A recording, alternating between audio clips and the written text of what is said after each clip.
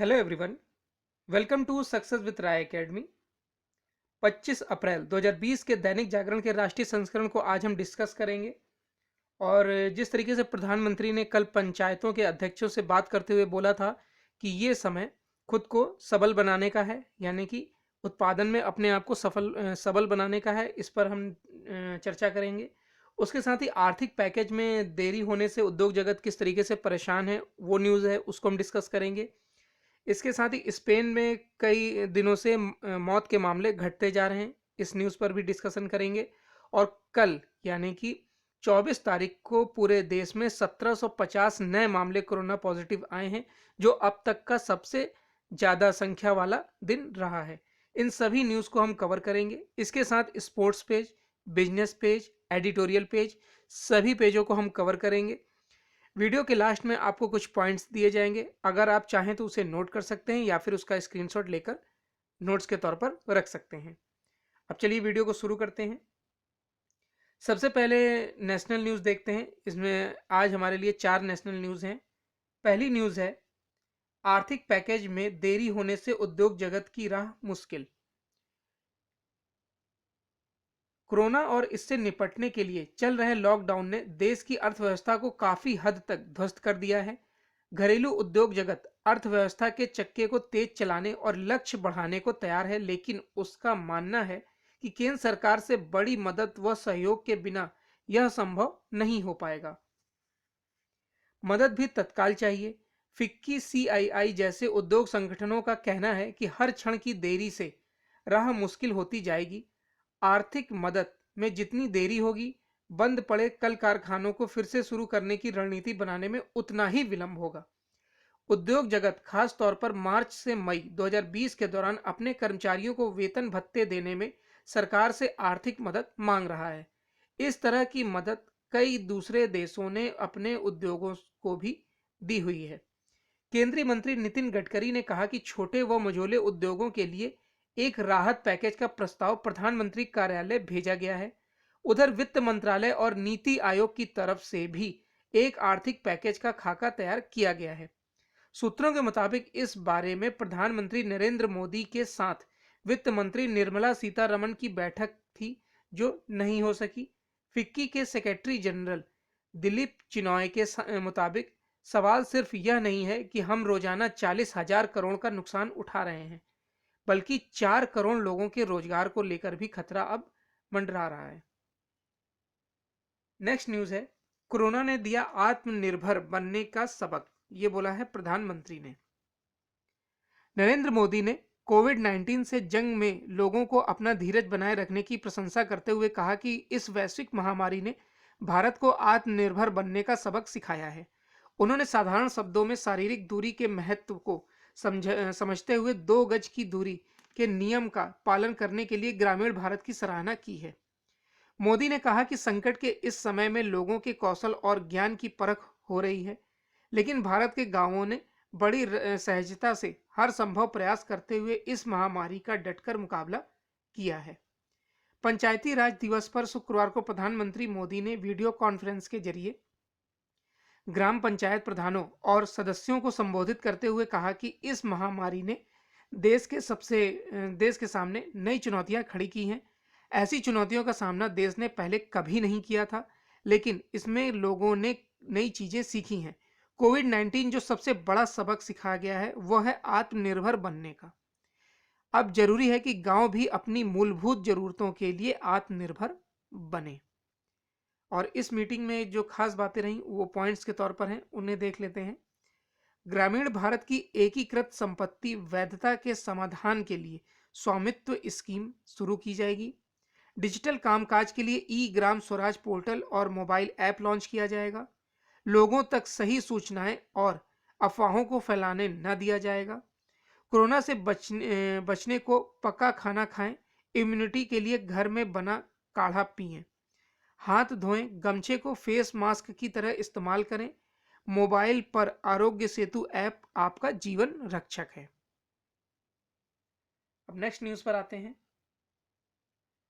Next news है, lockdown की वजह से 70% घटे दिल के मरीज। ये एक अच्छी खबर है, तो इसलिए इसको इसमें शामिल किया गया है।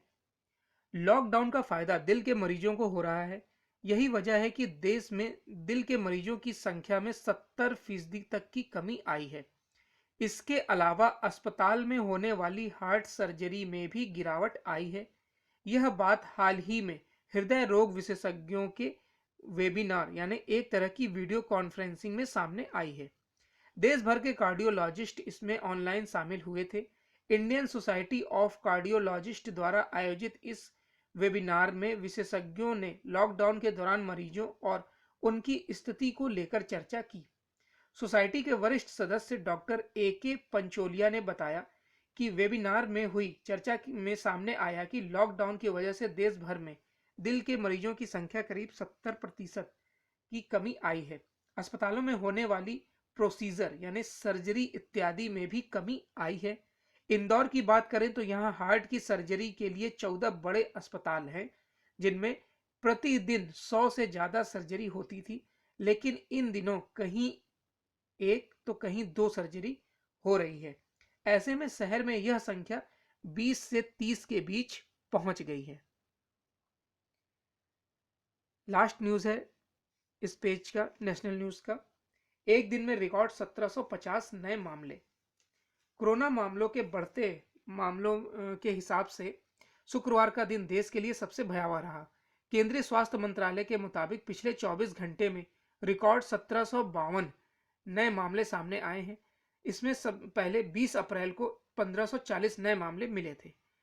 इनको मिलाकर देश में संक्रमितों की संख्या 23,452 हो गई है, जबकि 723 लोगों की जान चली गई है। अच्छी बात यह है कि ठीक होने वाले मरीजों की दर भी 20.57% हो गई है और अब तक करीब 5,000 लोग स्वस्थ भी हुए हैं। राज्य सरकारें और केंद्र स्वास्थ्य मंत्रालय के आंकड़ों का ये जो अंतर है वो डेटा मिलने में देरी से होता है। गुजरात में भी स्थिति खराब हो रही है। राज्य में 191 नए मामले मिले हैं और 15 लोगों की मौत हो गई है। राज्य में संक्रमितों का आंकड़ा 2,815 हो गया है और अब तक 127 लोगों की जान भी जा चुकी है। अब नेक्स्ट पेज पर आते हैं। इंटरनेशनल पेज में हमारे लिए सिर्फ एक न्यूज है इंपॉर्टेंट। स्पेन में एक माह बाद सबसे कम मौतें। यूरोपीय देश स्पेन में पिछले 24 घंटे में 367 लोगों की मौत हुई। 21 मार्च के बाद यह पहला मौका है जब मृतकों की संख्या इतनी कम रही। एक दिन पहले 440 लोगों की मौत हुई थी। देश में अब कोरोना से जान गंवाने वालों की संख्या करीब 22,500 हो गई है। अमेरिका और इटली के बाद स्पेन में ही कोरोना से सबसे ज्यादा मौतें हुई हैं। संक्रमण के 6,700 नए मामले सामने आने के बाद देश में करीब 2,20,000 लोग महामारी की चपेट में आ चुके हैं। देश में मृतकों की संख्या कुछ कम होने के साथ सरकार ने प्रतिबंधों से छूट देने की गाइडलाइन तैयार करने की शुरुआत कर दी है। लॉकडाउन से सबसे पहले उन इलाकों को छूट दी जाएगी जहां 1 लाख लोगों में रोजाना 2 से ज्यादा लोग संक्रमित नहीं हुए हैं। इसी के साथ सरकार ने सर्जिकल मास्क और सैनिटाइजर की कीमतों को नियंत्रित करना शुरू कर दिया है। आर्थिक चिंताओं का हवाला देते हुए दक्षिण अफ्रीका के राष्ट्रपति सिरिल रामाफोसा ने शुक्रवार को कहा कि कोरोना महामारी के चलते लगाए गए प्रतिबंधों से अगले महीने कुछ राहत दी जा सकती है। उन्होंने कहा 1 मई से कुछ छोटे व्यवसायों को राहत दी जा सकती है, लेकिन इनमें क्षमता से 1/3 व्यक्ति को ही काम करने की अनुमति होगी।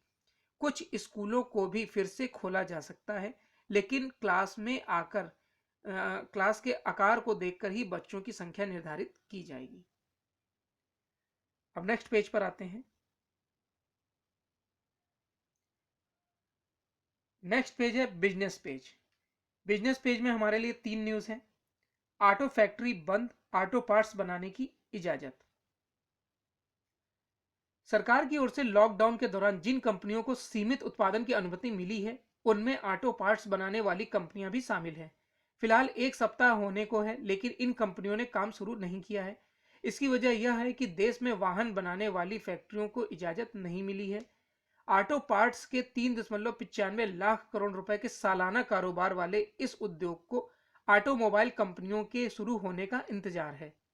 ऑटो पार्ट्स कंपनियों के मुताबिक लॉकडाउन खत्म होने यानी 3 मई के बाद से मारुति और महिंद्रा जैसी कंपनियों द्वारा उत्पादन शुरू होने की उम्मीद है।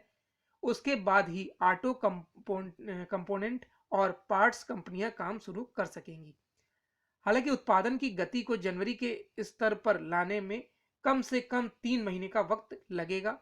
Auto component manufacturers association of India के मुताबिक वित्त वर्ष 2018-19 में ऑटो कंपोनेंट कंपनियों ने 3,95,902 करोड़ रुपए का कारोबार किया था। इनमें से 17% हिस्सेदारी निर्यात की थी। फिलहाल निर्यात के लिए भी कोई उत्पादन नहीं हो रहा है। नेक्स्ट न्यूज है, फ्रैंकलिन टेम्पल्टन ने बंद की 6 डेट स्कीम। कोरोना वायरस महामारी के कारण अर्थव्यवस्था पर असर पड़ना अब दिख रहा है। म्यूचुअल फंड इंडस्ट्री पर भी दिखने लगा है यह असर। देश की 9वीं सबसे बड़ी asset manager firm Franklin Templeton ने फिक्स्ड इनकम वाली अपनी 6 डेट स्कीमों को बंद करने का ऐलान कर दिया है। कंपनी का कहना है कि मौजूदा हालात में बने दबाव और फंड मार्केट में नकदी की कमी को देखते हुए यह फैसला लिया गया है।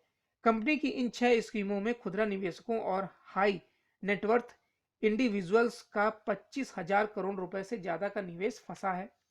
कंपनी ने पैसा वापस पाने के लिए निवेशकों को कुछ महीने इंतजार करने को कहा है। यह पहला मौका है जब किसी फंड हाउस ने कोरोना के कारण अपनी स्कीमें बंद की हैं। अपने इस फैसले से चौंकाने वाली फ्रैंकलिन टेम्पल्टन का कहना है कि उसने बाजार नियामक सेबी से परामर्श के बाद यह कदम उठाया है। फ्रैंकलिन टेम्पल्टन ग्रुप के मैनेजिंग डायरेक्टर विवेक कुडवा ने कहा, हमने इस बारे में नियामक से व्यापक चर्चा की है। नियामक ने सहयोगी रुख अपनाया है। सेबी ने स्कीमों को बंद करने के कारण जाना है और पाया है कि इन फंडों को बंद करना ही सर्वश्रेष्ठ विकल्प हो सकता है। नेक्स्ट न्यूज पर आते हैं। एमएसएमई को 5% ब्याज पर 1 करोड़ का लोन। कोरोना से जंग में इस्तेमाल होने वाली वस्तुओं के उत्पादन के लिए small industry development bank of India ने सूक्ष्म लघु एवं मध्यम उद्योगों को मात्र 5% की ब्याज दर पर 50 लाख से 1 करोड़ रुपए तक का कर्ज देने का प्रस्ताव रखा है। कर्ज लेने के लिए एमएसएमई को कोई गारंटी देने या गिरवी रखने की जरूरत नहीं होगी। कर्ज के लिए सिडबी प्रोसेसिंग फीस भी नहीं ले रहा है और प्री पेमेंट करने पर भी कोई अतिरिक्त चार्ज नहीं लिया जाएगा। Chamber of Indian micro small and medium enterprises व दैनिक जागरण की ओर से शुक्रवार को आयोजित एमएसएमई की ऑनलाइन पाठशाला में सिडबी के वरिष्ठ अधिकारियों ने जानकारी दी है। सिडबी के अधिकारियों ने बताया कि कोरोना के खिलाफ जारी लड़ाई में इस्तेमाल होने वाली वस्तुओं के उत्पादन के साथ इनमें जुड़ी सेवा मुहैया कराने वाली सभी एमएसएमई के लिए यह कर्ज उपलब्ध है। इन उत्पादों में मास्क, सैनिटाइजर, ग्लव्स, दवाइयां शामिल हैं।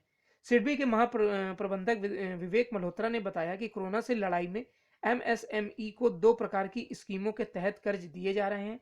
सेफ नामक पहली स्कीम के तहत 50 लाख रुपए तक का कर्ज उपलब्ध है, तो सेफ प्लस के तहत एमएसएमई 1 करोड़ रुपए तक का कर्ज ले सकती है। दोनों ही स्कीमों के तहत लिए जाने वाले कर्ज पर मात्र 5% का ब्याज देना होगा।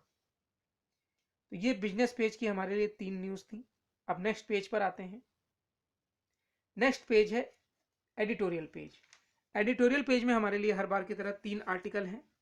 पहला आर्टिकल है, नए खबरों से निपटने को तैयार रहे देश। जिस तरीके से लॉकडाउन और लॉकडाउन के बाद जो खतरे आने वाले हैं अर्थव्यवस्था को लेकर, सामाजिक तौर पर उनसे निपटने के लिए भारत को किस तरह से तैयार रहना होगा, उस पर लिखा गया है ये आर्टिकल। और ये आर्टिकल लिखा है उत्तर प्रदेश के पूर्व पुलिस महानिदेशक प्रकाश सिंह द्वारा। दूसरा आर्टिकल है इस्लामिक शिक्षा का सही स्वरूप। इस्लामिक शिक्षा का सही स्वरूप होना क्या चाहिए, अपने धर्म के प्रति धर्मांधता या फिर सबको एक साथ लेकर चलने की प्रवृत्ति। इस पर लिखा गया है यह आर्टिकल। और यह आर्टिकल लिखा है महाराष्ट्र प्रदेश कांग्रेस के कार्यकारी अध्यक्ष सैयद मुजफ्फर हुसैन द्वारा। तीसरा आर्टिकल है आने वाले दिनों की तैयारी, यानी कि लॉकडाउन के बाद अगर लॉकडाउन हटता है तो उसके बाद क्या तैयारियां होंगी, उस पर लिखा गया है ये तीसरा आर्टिकल। सबसे पहले हम अपना पहला आर्टिकल देख लेते हैं। पहला आर्टिकल है नए खतरों से निपटने को तैयार रहे देश। आज देश में तमाम लोग टीवी पर महाभारत देख रहे हैं, रामायण देख रहे हैं। महाभारत आज के युग में भी प्रासंगिक है। जिनमें जिन घटनाओं का भी उल्लेख है वे आज भी किसी न किसी रूप में हमें देखने को मिलती हैं। यदि यह कहा जाए कि भारत पर एक और महाभारत के बादल मंडरा रहे हैं तो शायद बहुत मुश्किल, ये गलत नहीं होगा और ये वास्तविकता भी है और इससे मुंह मोड़ना उचित भी नहीं होगा। कहा जाता है कि कुत्ते की दुम कभी सीधी नहीं होती है। अगर आप दुम को एक पाइप में डाल दीजिए और कुछ महीने बाद उसे निकालें तो दुम टेढ़ी ही होगी। और एक ये तकिया कलाम भी होता है और एक ये मुहावरा भी होता है। पाकिस्तान का आतंकवाद से जुड़ाव भी कुछ ऐसा ही है। कितनी भी अंतर्राष्ट्रीय दबाव पड़े, अमेरिका का दबाव पड़े, यूरोपीय देशों का भी दबाव पड़े, परंतु पाकिस्तान हरकतों से बाज नहीं आता है। आज जब सारा विश्व कोरोना वायरस से उपजी कोविड-19 महामारी से ग्रस्त है और सभी देश इस महामारी से लड़ने में जूझ रहे हैं, तब ऐसी परिस्थिति में भी पाकिस्तान आतंकवाद को हवा दे रहा है। हाल में दो ऐसी घटनाएं हुई जिनका उल्लेख करना यहाँ पर उचित है। पहली घटना 25 मार्च को हुई जब कुछ आतंकवादियों ने काबुल में गुरुद्वारा हर हर राय साहब पर हमला किया और 25 सिखों की हत्या कर दी। इस घटना की Islamic state of Iraq and Levant यानी आईएसआईएल ने जिम्मेदारी ली। इसे आईएसआईएल के नाम से भी जाना जाता है। उल्लेखनीय है कि इस घटना को अंजाम देने वाले आतंकियों ने केरल के कासरगोड का एक भारतीय नागरिक मोहसिन भी शामिल था। दूसरी घटना कश्मीर के केरन सेक्टर में 5 अप्रैल को हुई, जिसमें दुर्भाग्य से भारत की स्पेशल फोर्सेस के 5 कमांडो वीरगति को प्राप्त हो गए। 5 आतंकवादियों की इस घटना में मारे गए, 5 आतंकवादी भी मारे गए और इसमें एक कदम आमने सामने की लड़ाई हुई। और इन दोनों घटनाओं में स्पष्ट है कि पाकिस्तान बार बार आतंकवाद हमले करता रहता है। और देखिए, ये जिस तरीके से न्यूज़ इस समय इस पर ज़्यादा नहीं दिखाई गई और कई बार सीज फायर हो रहे हैं।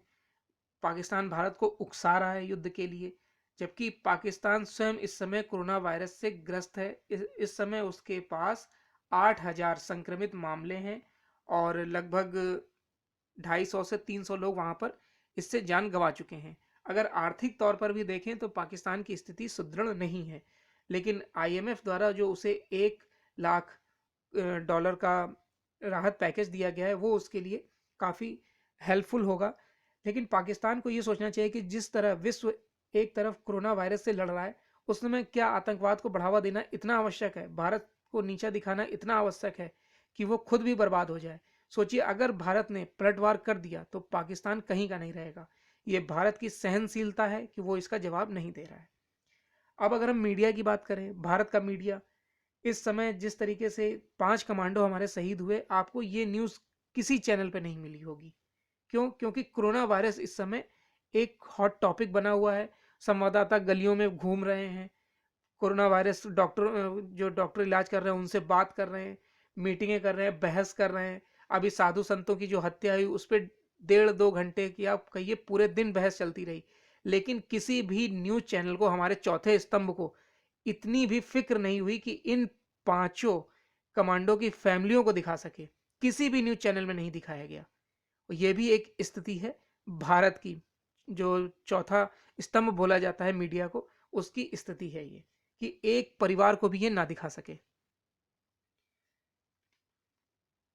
सवाल यह है कि क्या हम इन चुनौतियों का सामना करने के लिए तैयार हैं?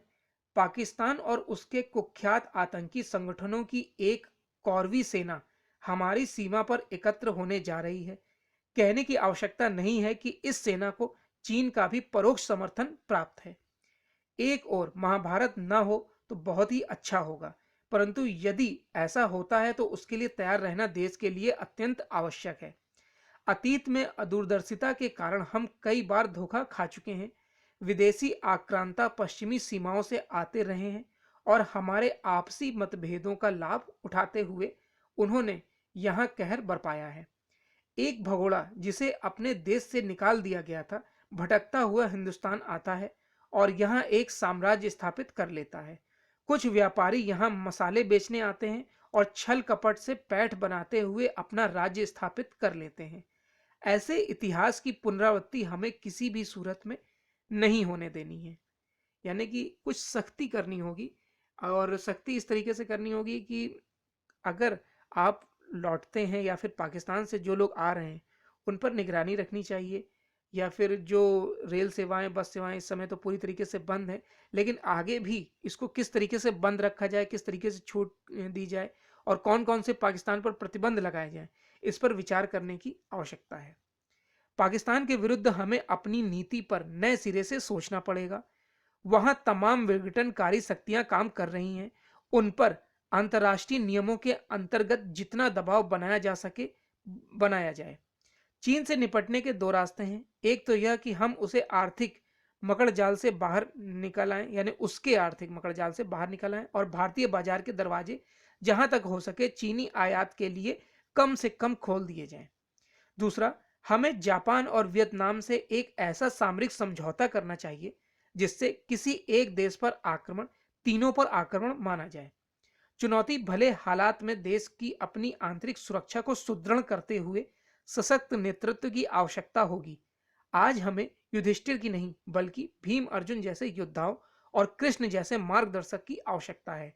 आज हमें अशोक नहीं वरन चंद्रगुप्त और चाणक्य की आवश्यकता है। आज हमें महात्मा गांधी नहीं, सुभाष चंद्र बोस और सरदार पटेल जैसे नेतृत्व की आवश्यकता है। अब हम अपने नेक्स्ट आर्टिकल पर आते हैं। इस्लामिक शिक्षा का सही स्वरूप। पिछले कुछ दिनों से समाचार माध्यमों में दो तरह की खबरें बहुत रही। एक के केंद्र में कोविड-19 महामारी और दूसरे के केंद्र में तबलीगी जमात। इंदौर और मुरादाबाद में डॉक्टरों के साथ मारपीट की जो घटनाएं हुई उनमें एक समुदाय के मन में दूसरे समुदाय को लेकर सवाल उठे हैं, और दूसरे समुदाय को यह शिकायत है कि कुछ मुट्ठी भर लोगों की गलती के कारण पूरे समुदाय को कैसे दोषी ठहराया जा सकता है। बहुसंख्य समुदाय के मन में यह सवाल भी उठ रहा है कि अल्पसंख्यकों के एक छोटे से वर्ग की गलतियों पर उनके समझदार लोग विरोध क्यों नहीं करते हैं, और जब सऊदी अरब जैसे इस्लामिक देश मस्जिद बंद कर सकते हैं तो भारत में कुछ जगहों पर जुम्मे की नमाज मस्जिद में पढ़ने की जिद क्यों पाली हुई है। आखिर संपूर्ण देशवासियों के हित में जारी दिशा निर्देश कुछ लोगों को क्यों नागवार गुजरते हैं। इन सवालों से मुंह नहीं चुराया जा सकता है। जिस इस्लाम के नाम पर मुट्ठी भर लोग उल जुलूल हरकतें करते पूरे समुदाय पर उंगली उठाने का मौका दे रहे हैं, उस इस्लाम की सबसे पवित्र किताब कुरान शरीफ एवं उसकी व्याख्या हदीस में वही निर्देश दिए गए जो इन दिनों केंद्र और राज्य सरकारें दे रही हैं। कुरान शरीफ में साफ साफ लिखा है कि जिस मुल्क में रहते हो उसके हुक्मरानों की बात मानो। फिर भी कुछ लोग इन लोग का हुक्म नहीं मान रहे हैं। इसका कारण समझने की जरूरत है। देखिए, जो ये आर्टिकल लिखा गया है वो खुद सैयद मुजफ्फर हुसैन द्वारा लिखा गया है, और इन्होंने बिल्कुल सही बात बोला है कि कुछ लोग, मुट्ठी भर लोग की वजह से पूरी कौम को बदनाम करना ये सही नहीं है। तबलीगी जमात ने जिस तरीके से कांड किया है ये कोरोना वायरस फैलाने का, उसकी वजह से पूरे समुदाय को दोषी नहीं ठहराया जा सकता है। और कहीं पर भी कुरान जो कि पवित्र ग्रंथ है कह सकते हैं मुस्लिम समुदाय का, उसमें कहीं पर भी ये नहीं लिखा है कि आप अपने हुक्मरानों की बात ना माने। कहीं पर भी आप दूसरे के लिए देश भाव रखें। कहीं पर भी नहीं लिखा है कि आप दूसरे का बुरा चाहें, किसी की जान लें। लेकिन फिर भी कुछ लोगों के बहकावे में आकर ये समुदाय ऐसे कार्य करते हैं। इस पर जरूर कार्रवाई होनी चाहिए, नहीं तो आगे भी ऐसे कार्य होते रहेंगे। कुरान सऊदी अरब में उतरी इसलिए इसकी भाषा अरबी है। उसकी जुबान और लिपि में बदलाव इसलिए नहीं किया गया क्योंकि अनुवाद करने पर कुछ न कुछ परिवर्तन आ ही जाता है। इसलिए जब कुरान शरीफ को पढ़ा जाता है तो उसे अरबी में पढ़ा जाता है। कुरान और हदीस समझनी है तो अरबी या उर्दू आना जरूरी है। इन संस्थानों में उर्दू और अरबी की शिक्षा से ही पाठ्यक्रम की शुरुआत होती है। प्राइमरी की शिक्षा पूरी करने में 5 साल लगते हैं। उसके बाद अगले 8 साल आलिम बनने में लगते हैं। जो कुरान शरीफ को उसकी व्याख्या के साथ समझा सकता हो उसे आलिम कहते हैं। जो कुरान का बिल्कुल सटीक पाठ कर सके उसे कारी का ओहदा मिलता है। यदि इस्लामिक शिक्षा का सही स्वरूप ऊपर से नीचे तक इसी स्वरूप में पहुंच पाता है तो कोई दिक्कत नहीं होती है, क्योंकि तब कुरान और हदीस में दिए गए संदेश हर मुस्लिम तक उनके सही स्वरूप में पहुंचते और लोग उनका उसी रूप से पालन भी करते हैं। मिस्र, मलेशिया, टर्की आदि में तो इस्लामिक शिक्षा के प्रमुख संस्था अपनी शाखाओं और उप शाखाओं को खुद से जोड़े रखते हैं, लेकिन भारत में स्थापित प्रमुख संस्थान अपनी शाखाओं उप शाखाओं को खुद से जोड़े रखने का कोई तंत्र विकसित नहीं कर सकते हैं। बरेलवी, देवबंदी या ऐसे अन्य संस्थानों से निकले या नहीं भी निकले कुछ लोग शहरों, गांवों और गली कूचों में मदरसे तो स्थापित करते गए, लेकिन उनमें दी जाने वाली शिक्षा को स्तरीय बनाए रखने का कोई प्रबंध नहीं किया गया। मदरसों में शिक्षा देने वाले खुद पूरी तरह शिक्षित हैं या नहीं, इसे जांचने का कोई माध्यम नहीं है।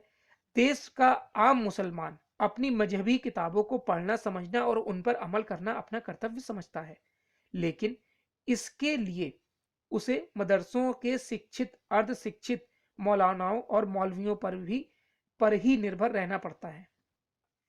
अब ये समय वाकई में आ गया है कि जो मदरसे हैं उनको अपनी शिक्षा प्रणाली को थोड़ा बेहतर और बदलने की आवश्यकता है। अब नेक्स्ट आर्टिकल पर आते हैं। नेक्स्ट आर्टिकल है आने वाले दिनों की तैयारी। कोरोना संक्रमित मरीजों की संख्या दोगुनी होने की रफ्तार में कमी आने के बीच ऐसे दावे उम्मीद जगाने लगे हैं कि अगले माह से कोरोना का प्रकोप थमने लगेगा। वास्तव में ऐसा ही हो, इसके लिए केंद्र और राज्य सरकारों को अतिरिक्त प्रयास करने होंगे। दिल्ली, मुंबई के साथ देश के कुछ अन्य बड़े शहरों में कोरोना मरीजों की संख्या जिस तरह बढ़ रही है, उसके चलते इस सवाल पर माथापच्ची शुरू हो गई है कि आखिर 3 मई के बाद क्या होगा। क्या लॉकडाउन खत्म होगा या फिर कुछ जगह जारी रहेगा और शेष देश में उसके ढील दी जाएगी या नहीं। सवाल यह भी उठ रहा है कि लॉकडाउन में ढील वाले इलाकों में किस तरह की गतिविधियां शुरू करने की अनुमति मिलेगी और उस दौरान क्या सावधानी बरतनी होगी। यह तय है कि आने वाले दिनों में इस तरह के सवाल और अधिक उभरेंगे, क्योंकि विस्तारित लॉकडाउन के खत्म होने का समय करीब आ रहा है। चूंकि सरकार के सामने लोगों की जिंदगी बचाने के साथ जीविका के संसाधनों को भी संबल देने की चुनौती है, इसलिए उसे बीच का कोई रास्ता निकालने के लिए तैयार रहना चाहिए। तो ये एडिटोरियल पेज के 3 आर्टिकल थे हमारे लिए। अब हम नेक्स्ट पेज पर आते हैं। नेक्स्ट पेज है स्पोर्ट्स पेज। स्पोर्ट्स पेज में एक न्यूज है, आईपीएल और विश्व कप पर बनेगी सहमति। अंतर्राष्ट्रीय क्रिकेट परिषद के मुख्य कार्यकारियों ने दुनिया भर में खेल गतिविधियां रद्द करने वाली कोविड-19 महामारी को देखते हुए अपने भविष्य के दौरे कार्यक्रम में 2023 तक का बदलाव करने पर गुरुवार को सहमति जताई थी। इसमें टी20 विश्व कप और इंडियन प्रीमियर लीग पर खुलकर तो कुछ नहीं कहा गया, लेकिन अंदर ही अंदर इस पर सहमति बनती दिख रही है। दुनिया का सबसे अमीर क्रिकेट बोर्ड बीसीसीआई और क्रिकेट की सर्वोच्च संस्था आईसीसी के बीच इस बात पर सहमति बन गई कि एफटीपी ऐसा बने जिससे भारत में आईपीएल भी हो और ऑस्ट्रेलिया में टी20 विश्व कप का आयोजन भी हो। हालांकि यह सब सिर्फ इस बात पर निर्भर करेगा कि क्रिकेट खेलने वाले देशों में कोरोना को लेकर स्थितियां कब सामान्य होती हैं, खास तौर पर भारत और ऑस्ट्रेलिया में, क्योंकि अब खेलों का आयोजन बोर्डों पर ज्यादा वहां की सरकारों पर निर्भर करेगा। बीसीसीआई के एक अधिकारी ने कहा कि हम लोग यह मानकर चल रहे हैं कि सितंबर में क्रिकेट शुरू होने के आसार बन सकते हैं और ऐसे में आईपीएल का आयोजन सबसे पहले हो सकता है। तो ये स्पोर्ट्स पेज की एक न्यूज थी। अब आज के पॉइंट्स देख लेते हैं। पहला पॉइंट है, कोरोना ने दिया आत्मनिर्भर बनने का सबक, ये बोला है प्रधानमंत्री ने। दूसरा पॉइंट है, आर्थिक पैकेज में देरी होने से उद्योग जगत की राह मुश्किल। एक दिन में रिकॉर्ड 1750 से ज्यादा नए मामले। एमएसएमई को 5% ब्याज पर 1 करोड़ तक का लोन दिया जाए। फ्रैंकलिन टेम्पल्टन ने बंद कर दी है अपनी 6 डेट स्कीम, और ये भारत की 9वीं यानी 9th नंबर की सबसे बड़ी म्यूचुअल फंड कंपनी है। तो ये आज के पॉइंट्स थे, और ये आज का 25 अप्रैल का दैनिक जागरण का राष्ट्रीय संस्करण था। आई होप आपको ये वीडियो अच्छा लगा होगा। अगर आपको ये वीडियो अच्छा लगा हो तो लाइक और शेयर कर दीजिएगा। वीडियो देखने के लिए धन्यवाद।